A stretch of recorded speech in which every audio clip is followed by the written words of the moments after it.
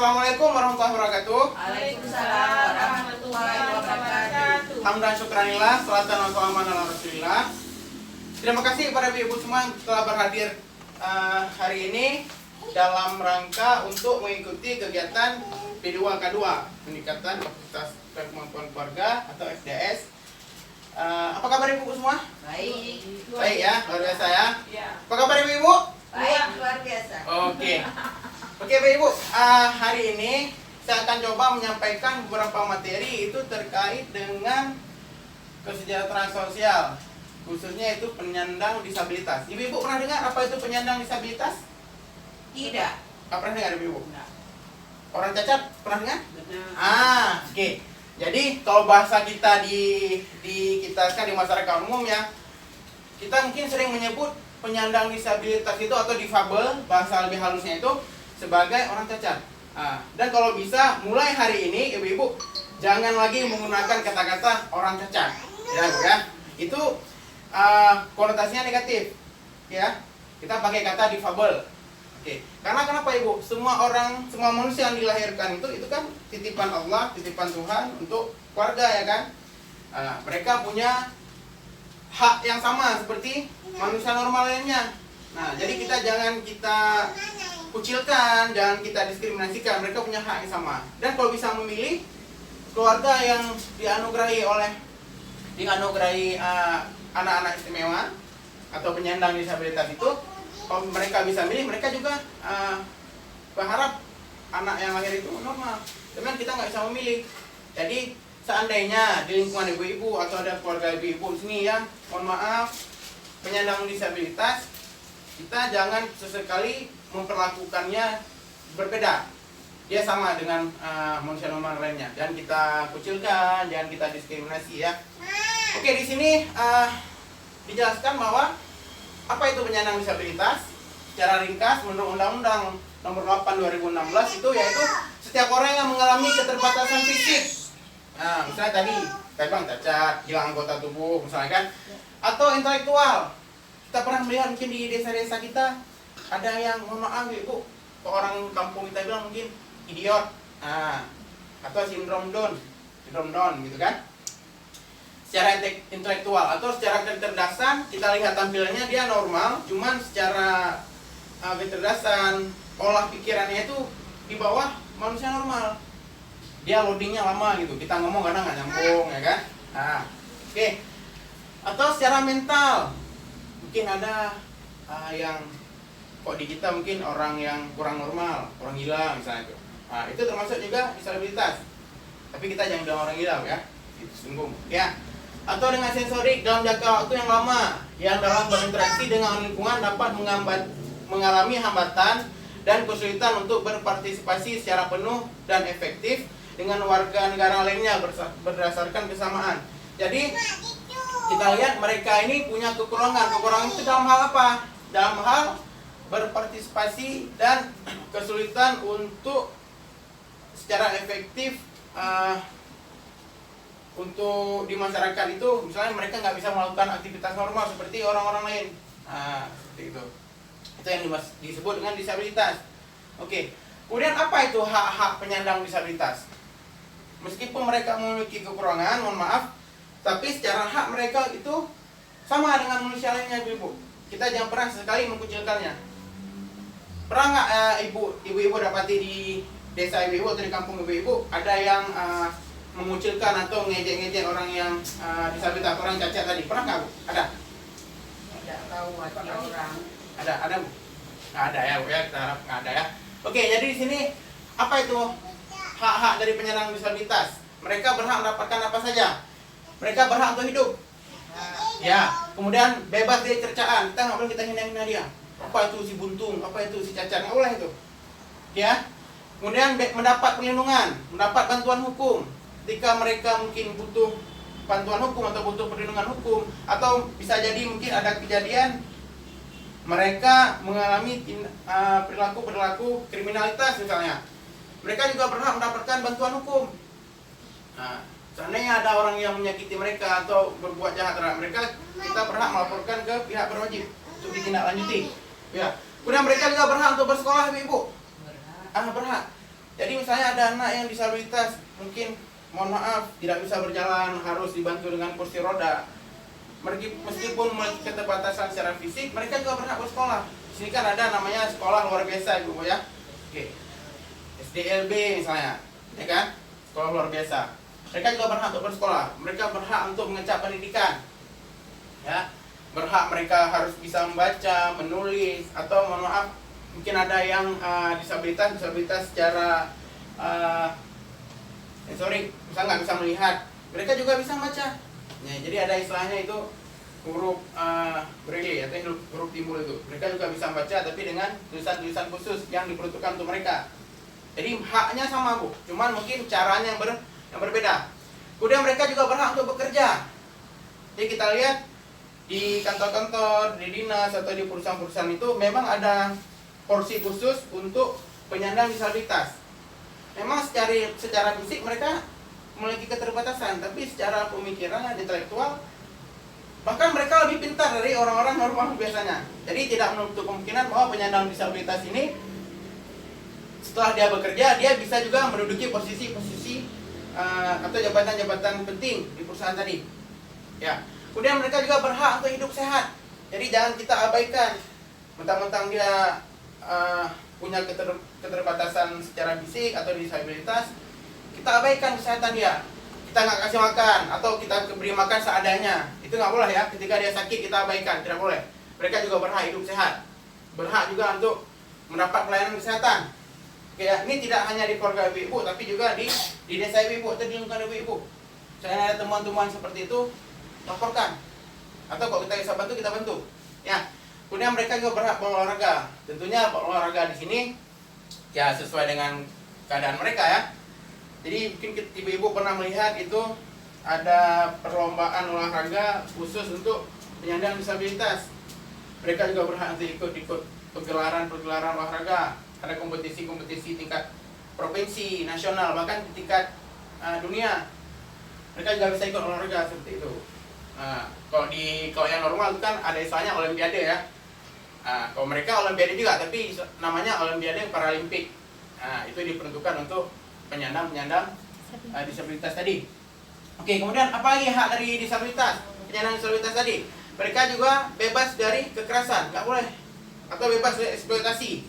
Seperti apa ini contohnya?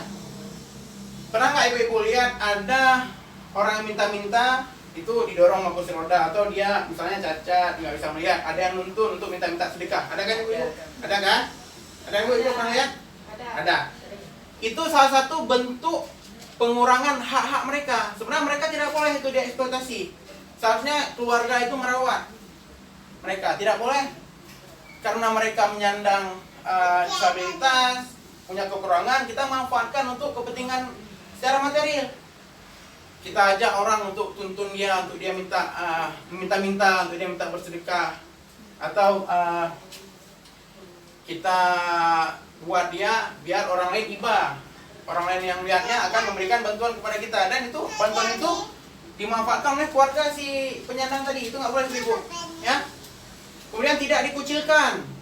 Kadang-kadang kita melihat di masyarakat itu ketika dia menyandang disabilitas, kita nggak pernah mengajak dia untuk kegiatan-kegiatan masyarakat.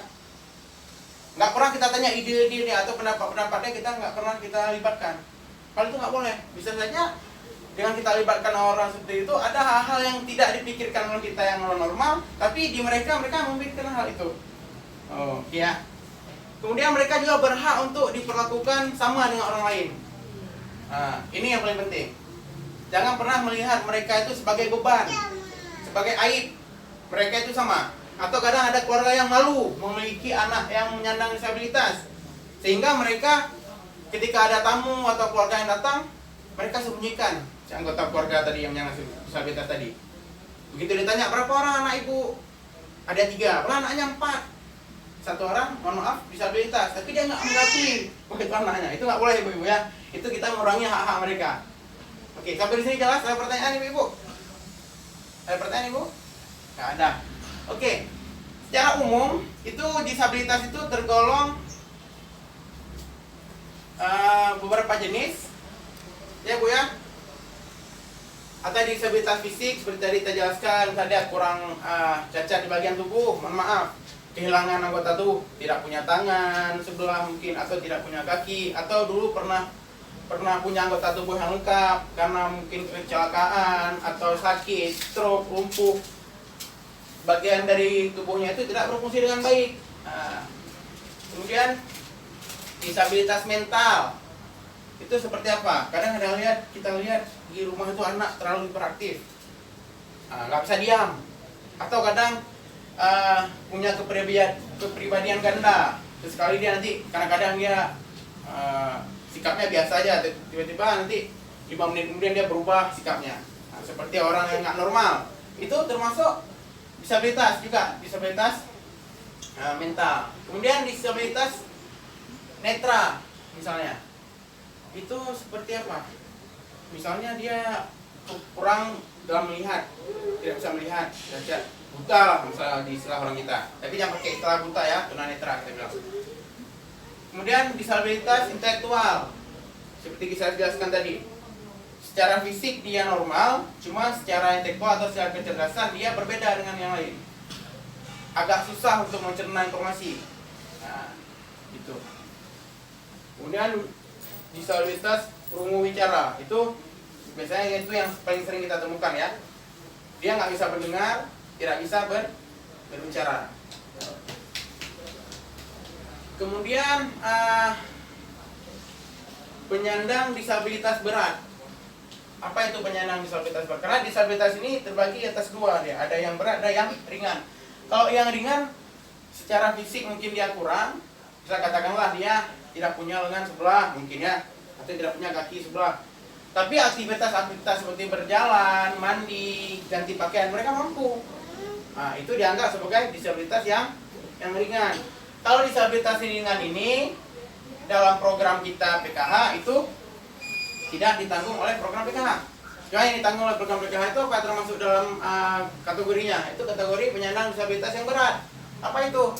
Yaitu penyandang disabilitas yang kedisabilitasannya itu sudah tidak dapat direhab, tidak dapat melakukan aktivitas kehidupan sehari-hari, atau sepanjang hidupnya tergantung pada bantuan orang lain dan tidak mampu menghidupi diri sendiri. Mereka biasanya itu harus selalu tergantung oleh anggota keluarga. Mereka tidak bisa mandi sendiri, harus berganti pakaiannya dibantu oleh anggota keluarga, makan harus disuapin, seperti itu. Itu termasuk dalam disabilitas yang berat. Ada di kampung ibu-ibu yang seperti itu? Ada ya? Gimana dia di keluarga? Ada dirawat dengan baik? Dijaga? Ada Bu ya? Ya. Oke, mereka ini pelayanan terhadap penyandang disabilitas berat di keluarga. Jadi keluarga itu wajib merawat si penyandang disabilitas tadi. Karena bagaimanapun dia anggota keluarga kita. Dia anugerah yang Allah berikan kepada kita, Ibu. Kita harus menyediakan makanan, memberikan makanan yang sehat, 4 sehat 5 sempurna ya. Atau kalau di kita sekarang ada istilahnya piringku. Jadi di situ ada lauk pauk, protein, sayur, vitaminnya, kemudian ada air. Nah, harus lengkap lah secara nutrisi ya. Kemudian harus ganti pakaian, harus kita mandikan, mengganti alat tidur. Jangan misalnya udah 2-3 hari kita perganti pakaiannya, itu nggak boleh ya ibu-ibu ya. Kemudian dia juga harus kita ajak bicara, harus kita bikin dia nyaman, aman. Kemudian tidak boleh kita kasari, tidak boleh kita lakukan kekerasan terhadap dia, tidak boleh kita eksploitasi. Harus kita lakukan terapi mungkin. Karena ada misalnya yang masih stroke. Jadi kalau kita terapi mungkin akan membantu sedikit agar dia lebih bisa untuk melakukan aktivitas misalnya. Atau ketika dia sakit, dia juga berhak untuk kita bawa ke fasilitas kesehatan seperti puskesmas atau ke mantri atau ke dokter gitu ya. Oke, kemudian apalagi fasilitas yang menunjang agar disabilitas ini nyaman. Kita juga harus menyediakan perabotan yang mendukung si penyandang disabilitas tadi supaya dia gampang beraktivitas. Jadi perabotannya itu harus kita sesuaikan dengan kebutuhan si penyandang disabilitas tadi. Seperti kita harus meletakkan barang-barang atau rak-rak itu yang mudah dijangkau oleh dia, misalnya oleh penyandang disabilitas tadi. cukup ventilasi, jangan kita tidurkan dia misalnya di ruangan yang pengap atau sirkulasi udara itu tidak baik. Ya, itu jangan. Oke. Kemudian tadi seperti ibadah misalnya, mungkin secara dia nggak bisa berdiri normal, cuman dia tentu saja bisa ibadah di sholat dengan caranya sendiri mungkin ya, sambil berbaring mungkin. Tapi kita harus menyediakan juga tempat-tempat khusus untuk beliau gitu. Kemudian untuk toilet, untuk buangan besar, buangan kecil untuk mandi, mereka juga punya tempat yang khusus. Nah, kan nggak bisa dia kita bawa ke tempat mandi yang seperti orang normal, itu susah nanti ya.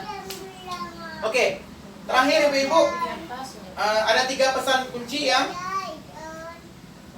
harus kita tanamkan, harus kita ingat dan terapkan dalam kehidupan sehari-hari di masyarakat kita. Oke, yang pertama itu apa? Penyandang disabilitas itu merupakan bentuk keragaman manusia. Kita tidak boleh mengucilkan mereka. Mereka itu sama. Ya. Kemudian penyandang disabilitas juga warga negara yang harus dipenuhi hak-haknya secara hukum, secara kesehatan, sosial. Mereka juga punya hak yang sama seperti manusia normal. Dan terakhir itu penyandang disabilitas tidak boleh diskriminasi. Tidak boleh kita kucilkan, tidak boleh kita menganggap dia manusia yang punya beban bagi kita. Seperti itu ibu-ibu. Ada pertanyaan? Ada pertanyaan ibu-ibu? Ada, jelas ya. Siap ibu ya ini ya. Kita terapkan di kehidupan sehari-hari kita ya, di keluarga, di masyarakat ya. Misalnya nanti ada temuan-temuan atau ada mungkin kasus-kasus ada penyandang disabilitas yang didiskriminasi, dieksploitasi, itu jangan segan-segan untuk melapor ke kita atau ke aparat desa, gitu ya. Oke. Terima kasih Ibu sudah meluangkan waktunya hari ini untuk hadir di sini mengikuti materi P2K2 kita tentang penyandang disabilitas. Harapannya semoga apa yang materi yang kita dapat hari ini bisa kita terapkan dan kita sosialisasikan di masyarakat kita. Oke, sekian dari saya. Mohon maaf atas segala kekurangan. Terima kasih atas segala perhatian. Wabillahi taufiq wal hidayah. Wassalamualaikum warahmatullahi wabarakatuh. Waalaikumsalam warahmatullahi wabarakatuh.